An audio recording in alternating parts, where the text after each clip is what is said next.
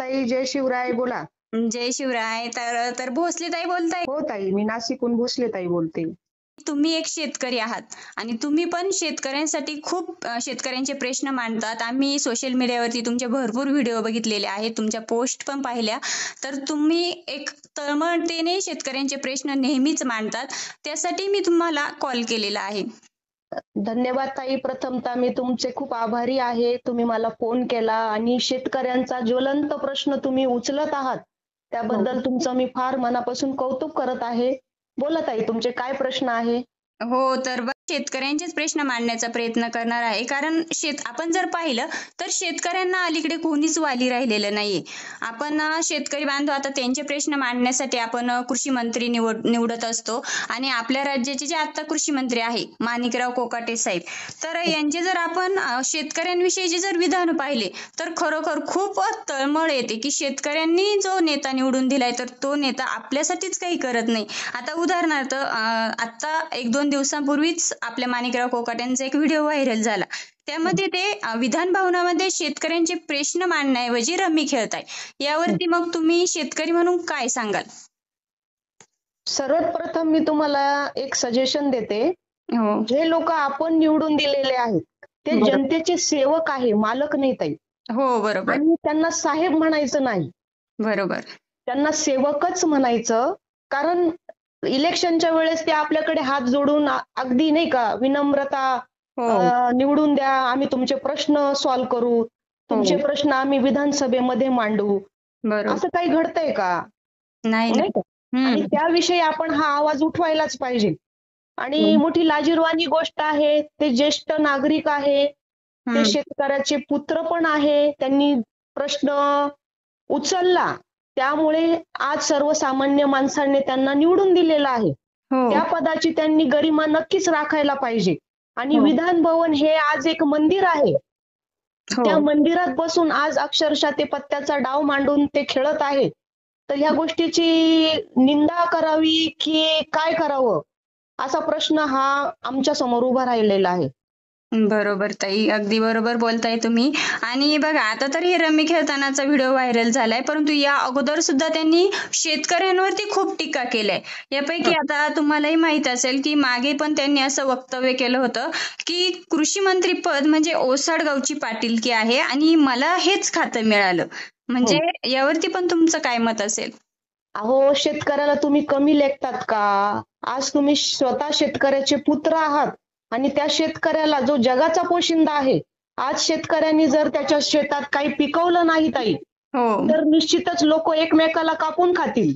बरोबर. हो की नाही? सर्वप्रथम शेतकरी हा जगाचा राजा आहे, त्याला त्या पद्धतीनेच वागवलं पाहिजे.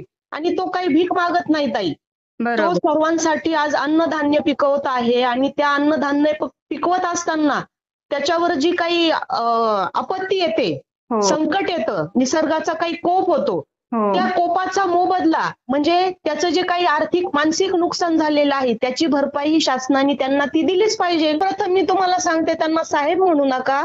त्यांच्याकडनं बरोबर. काही आपल्याला पगार भेटत नाही, ते आपले सेवक आहे. हो, त्यांना सेवक म्हणूनच संबोधलं पाहिजे.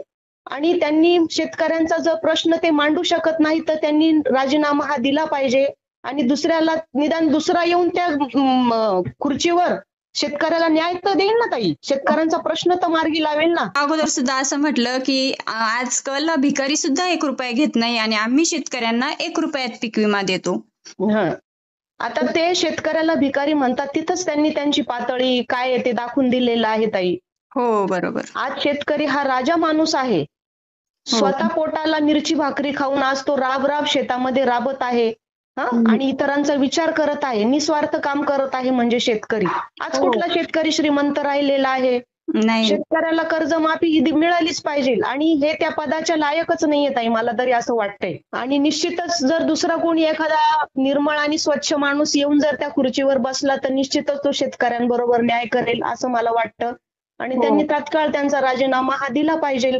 कारण हा मीडियामध्ये जो व्हिडिओ आलेला आहे आणि तो लाईव्ह व्हिडिओ येत आहे तो, आणि तो सत्य आहे. आणि एवढे काय दूध खुळी नाहीये जनता, जनतेला पूर्ण माहिती आहे. आज जंगली रमीची प्रत्येक ठिकाणी जाहिरात चालू आहे ताई.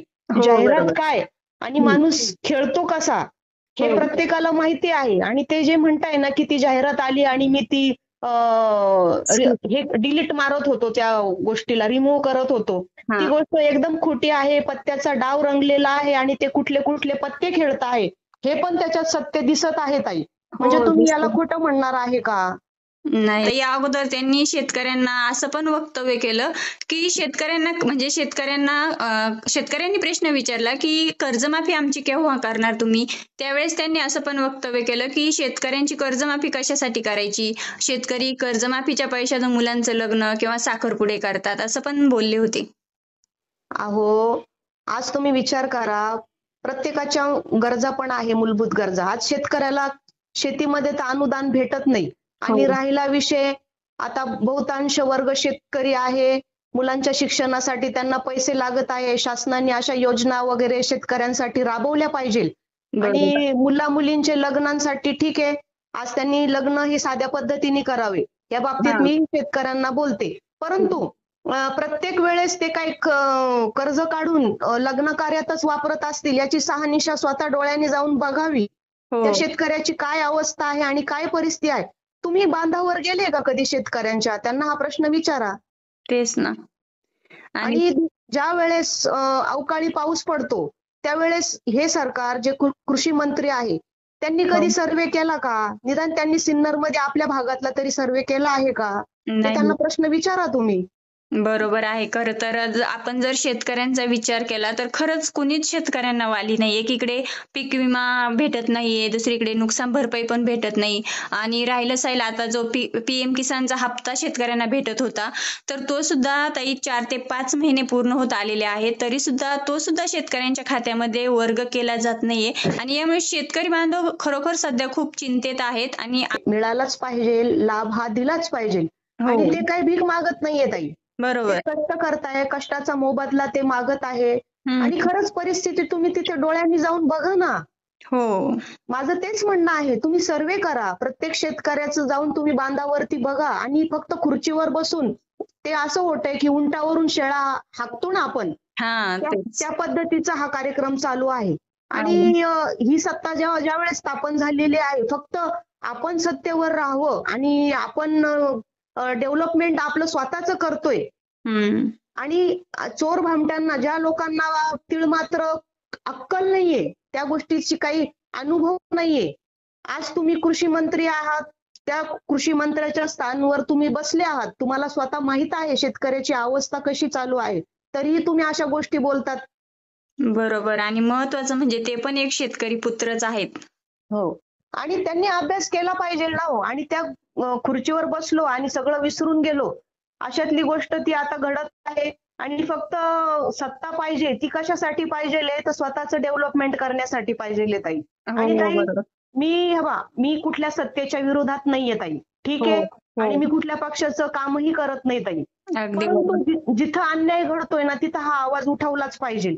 हो ताई. बरोबर आहे की नाही? हो, बरोबर. आपण शेतकऱ्यांवरती अन्याय झाला तर देशाचा विकास होणार नाही. रस्ते आणि स्मार्ट सिटीच्या नावाखाली तुम्ही शेतकऱ्यांची पिळवणूक करत आहात. बरोबर. मला हेच म्हणायचं आहे सध्या तरी. हो, अगदी बरोबर. तर आणि तो ज्वलंत प्रश्न आहे. प्रश्न कुठलाही असू द्या, शेतकऱ्यांचा असू द्या, कर्जमाफीचा असू द्या, मराठा आरक्षणचा असू द्या, हो, तोही प्रश्न हे सरकार घेत नाहीये. हो, बरोबर. का घेत नाहीये? कशासाठी घेत नाहीये? बरोबर आहे की नाही ताई? बरोबर, बरोबर. आणि काही कामाचं नाही ताई. एकदम नाही का, महाराष्ट्राची अवस्था अशी करून टाकलेली आहे. छत्रपती शिवाजी महाराजांनी महाराष्ट्र असा घडवलेला होता. पहिला प्रश्न शेतकऱ्यांचा उचललेला होता. दुसरा प्रश्न स्त्रियांचा उचललेला होता. तशा काही घटना घडताय का? नाही. स्त्रियांना न्याय भेटतोय का? शेतकऱ्यांना न्याय भेटतोय का? आज शेतकरी आत्महत्या करतोय ताई. ही मोठी लाजिरवाणी गोष्ट आहे. आणि काय करता तुम्ही सत्ताधारी? तेच ना. तुम्ही आपण जर भले कुठल्याही पक्षाचे असो, कुठलीही सत्ता असो, आम्हाला त्याच्याशी काही घेणं देणं नाही. परंतु न्याय हा झालाच पाहिजे. हो, बरोबर. तर धन्यवाद ताई, तुम्ही आपल्या शेतकऱ्यांचे प्रश्न मांडले. धन्यवाद. जय शिवराय. जय शिवराय.